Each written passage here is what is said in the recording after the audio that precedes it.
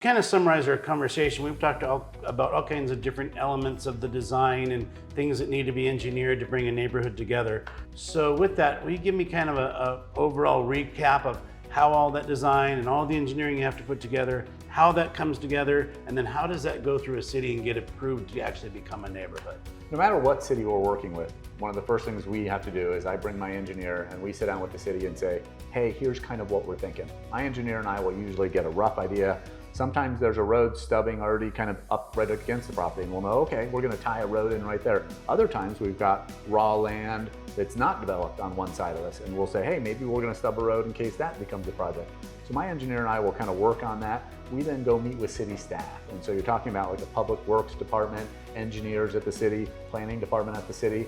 One common misconception is, you know, a lot of the public shows up at city council meetings, planning and zoning meetings, thinking those are the people that are working with us on this engineering. They're not. I mean, they certainly have a role in this process because we have to get our project approved in front of them, so there's a public hearing process, but they're not the ones that are actually, once that gets through that public hearing process, we now are working with city staff that are hired and employees.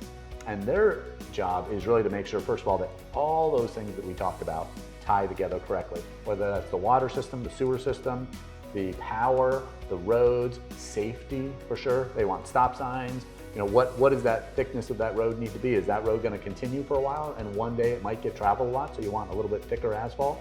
So your engineer will start designing all these systems, how it's all going to tie together in the city, and even looking at some of the things we talked about earlier, like the offsite impact.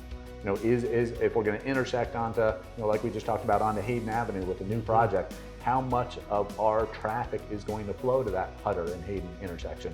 How many more vehicles are going to be going through that intersection? What needs to be done to fix that intersection? And obviously as a developer, you want it to be done well, because if it's a poorly done project, everybody hurts. So not only do you as a developer don't do well, but you know, your residents don't like it. You want to develop a neighborhood that people want to live in. And so you're looking at livability, you're looking at safety, you're looking at parks, you're looking at all these different things. Everybody obviously wants to make sure that their toilets flush and that they have got good, clean drinking water and good water pressure when they take a shower in the morning.